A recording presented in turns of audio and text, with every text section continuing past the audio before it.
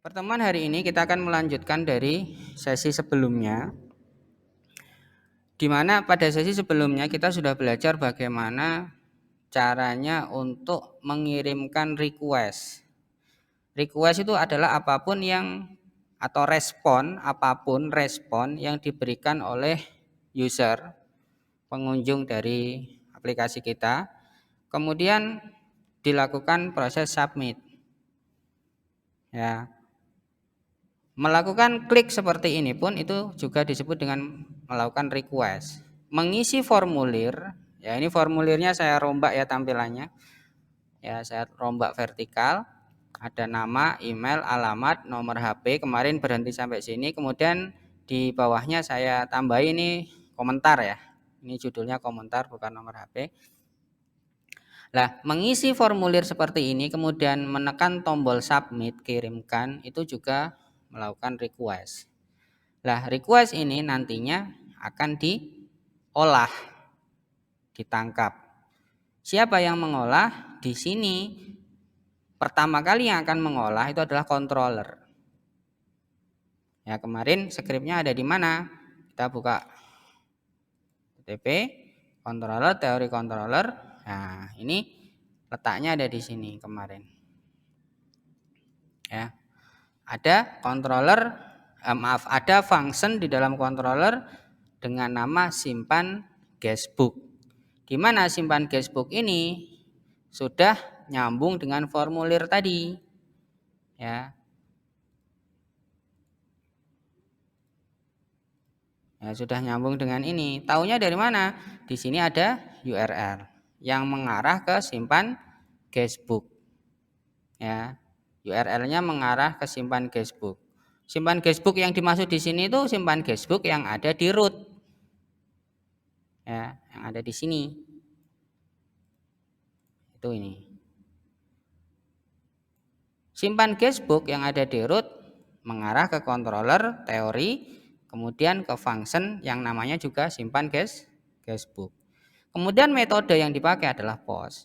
Itu diingat-ingat. Kenapa post? Karena pengiriman ini bisa saja jumlah variabel yang dikirimkan tidak hanya satu, bisa banyak.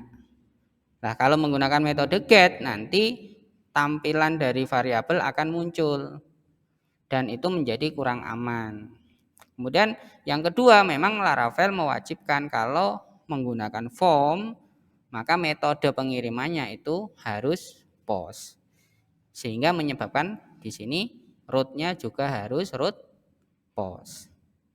Nah, di controller sendiri cara nangkapnya bagaimana, Pak? Cara nangkapnya ini di dalam function Anda lengkapkan dengan parameter. Parameternya tipenya request. Nama variabelnya request. Kalau nama variabel ini bebas, tapi tipenya harus request. Misalkan nama variabelnya bejo, enggak apa-apa, tapi tipenya request. Terus cara manggilnya bagaimana? Kalau misalkan di sini namanya bejo, ya bejo panah all. All itu artinya apa, Pak? All itu artinya menangkap atau menampilkan hasil seluruh tangkapan atau seluruh kiriman.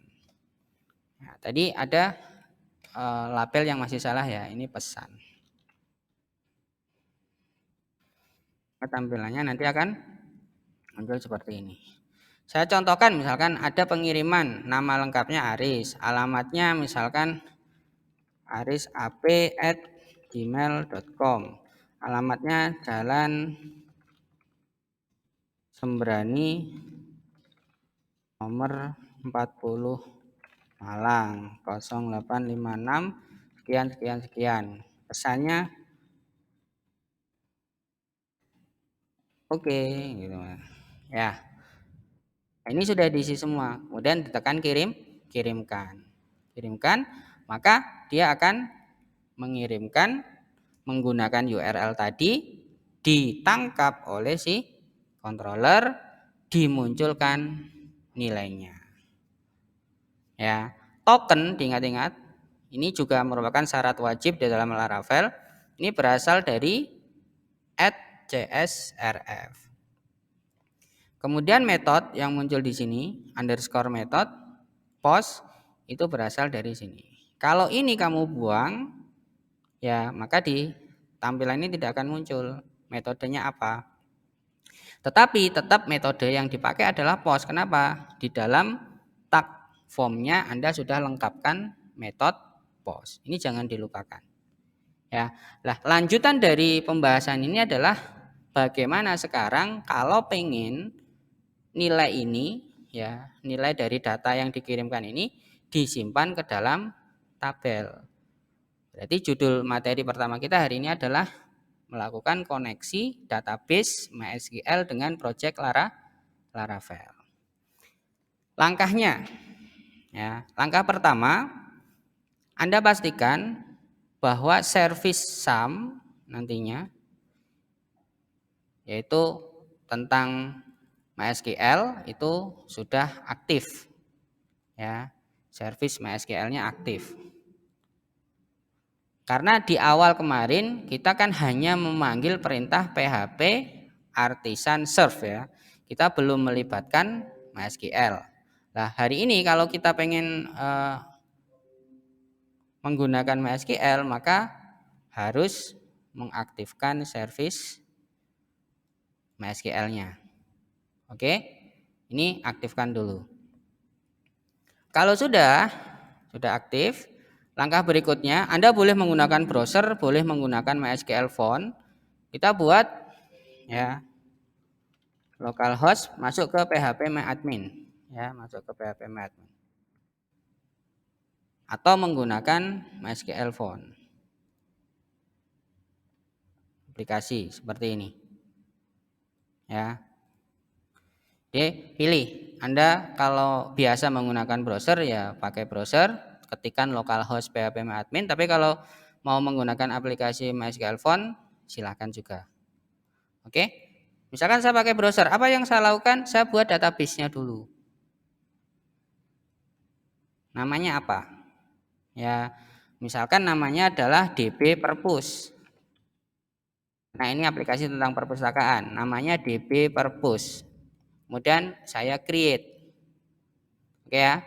Jadi modal dasarnya kita punya struktur DB-nya dulu. Secara tabel-tabel mungkin masih kosong, no problem. Tetapi struktur database-nya atau nama database-nya kita sudah punya dulu. Harus, ya. Jadi tidak bisa kalau ini tidak dibuat dulu. Nah, kalau sudah punya, baru kita daftarkan di dalam Laravel si database tadi. Cara mendaftarkannya bagaimana? Anda masuk ke project. Ini saya close dulu, ya. Kemudian Anda scroll ke bawah. Anda cari file namanya env. .env. Nah, di sini nanti akan ada, ya, script-script untuk melakukan koneksi ke database. Contohnya misalkan DB connection MySQL. Oh, berarti ini adalah runtutan, ya, setting untuk melakukan koneksi dengan database MySQL. DB hostnya, ingat ya, pada saat kita melakukan perintah PHP artisan serve, itu kan dia memunculkan apa? Jendela seperti ini. Kemudian alamatnya kan ini, ya, 127.0.0.1. Nah, 127.0.0.1 itu sama dengan localhost. Berarti kalau ini saya ganti dengan localhost boleh, tetap 127.0.0.1 juga boleh. Ya, tetapi kebanyakan kalau misalkan ini nanti akan dibawa ke hosting online, ini dirubah menjadi localhost. Kemudian DB portnya tetap. Kemudian DB database-nya itu berarti nama database-nya. Tadi kita sudah buat, ya, nama database-nya adalah DB Perpus. Berarti di sini diisikan DB Perpus. Username-nya apa? Ya root. Password-nya apa? Kosong. Ini pun nanti bisa kita buktikan dengan ini. MySQL font. Misalkan saya buat session baru, ya, open connection, saya buat new session. Kemudian nama database-nya apa? DB Perpus. Tadi yang kita buat. Ini harus sukses, ya. Localhost hostnya localhost, kemudian usernya root, deal ya, passwordnya kosong, kemudian kamu klik di sini. Ini untuk pembuktian, bisa nggak, sukses nggak masuk ke sini. Kalau sukses berarti settingan saya di sini tadi itu pun betul nantinya. Tapi kalau misalkan saya buat ini namanya db purpose, kemudian localhost, sudah betul ya, usernya root, passwordnya saya isi misalkan, padahal harusnya passwordnya kosong. Diklik di sini, nggak bisa kan? Ya, jadi konsep nyeting di MySQL font ini sebenarnya sama dengan melakukan setting di sini. Misalkan ini saya ganti 127.0.0.1 bagaimana? Usernya root, passwordnya kosong, DB-nya bisa milih nggak? Bisa. Berarti pilihan 127.0.0.1 sama dengan mengetikkan localhost. Deal ya. Jadi ini juga diarahkan ke DB purpose. Mau diganti localhost atau 127.0.0.1 silahkan.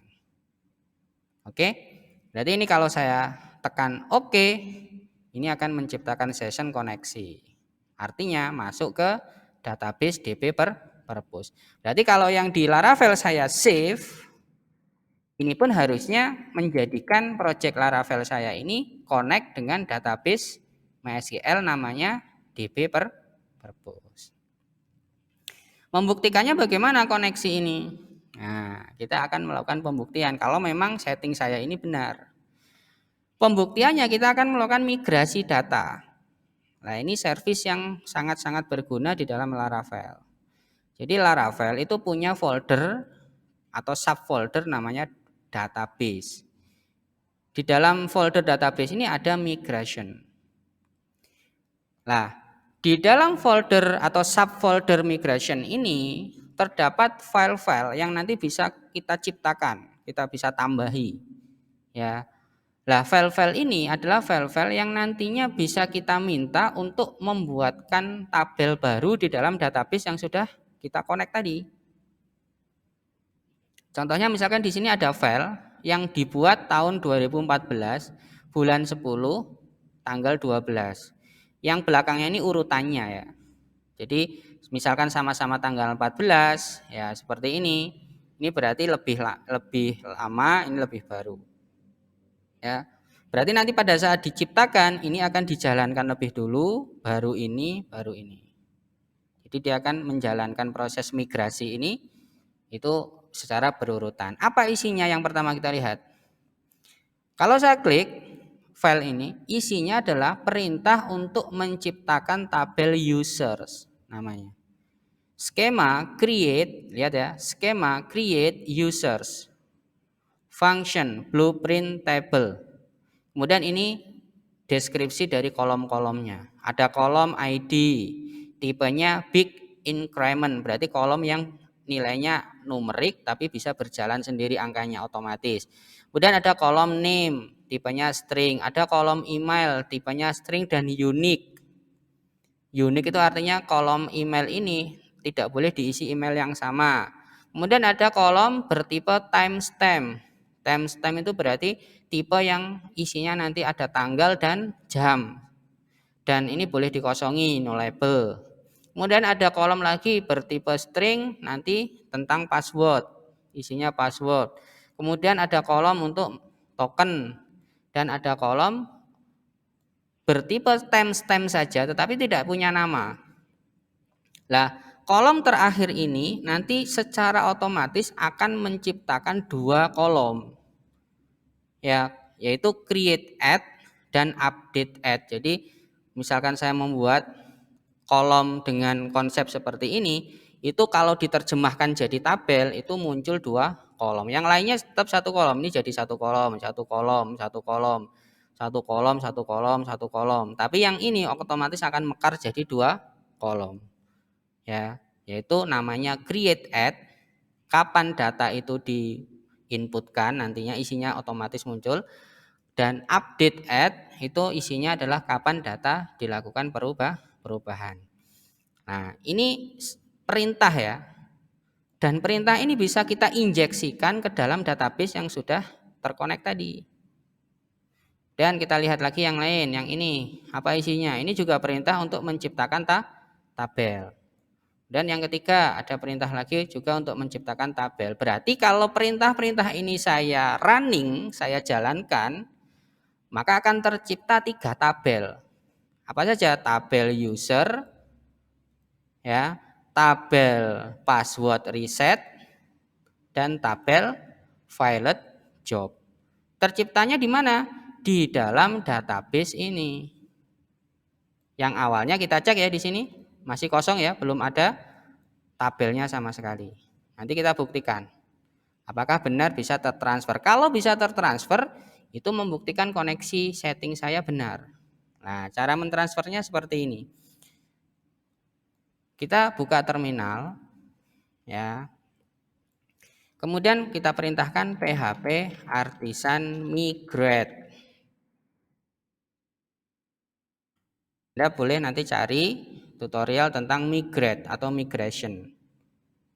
Ya, ini adalah proses untuk mentransfer perintah-perintah di sini menjadi tabel yang sesungguhnya. Enter. Nah, Anda perhatikan sukses. Migration table create successfully. Ya, menciptakan tabel user. Kemudian menciptakan tabel password reset, menciptakan tabel filed job. Sekarang kita cek di sini. Kita refresh. Nah, maka akan muncul 3 tabel. Ya. Ini tabel user, password reset, filed job. Loh, ada satu lagi loh Pak, migration. Migration itu tabel history namanya. Jadi terjadi proses migrasi pada terjadi proses migrasi 1, 2, 3 untuk file ini. Itu direkam oleh si Laravel, rekamannya dimasukkan ke sini ke tabel namanya migration. Fungsinya apa Pak?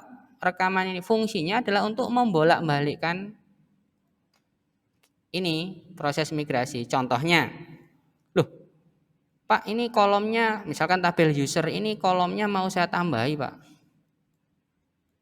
Misalkan di sini saya pengen tambahi kolom alamat gitu misalkan ya. Daripada Anda membuat seperti ini ya, buat kolom baru di sini, Anda bisa lakukan dengan migrasi. Dengan merubah ini. Ya, merubah yang ada di sini. Contohnya, alamat itu mau ditaruh di mana? Oh, di sini. Kita bisa tambahkan label, tipenya apa? String, nama kolomnya apa? Alamat misalkan. Kan?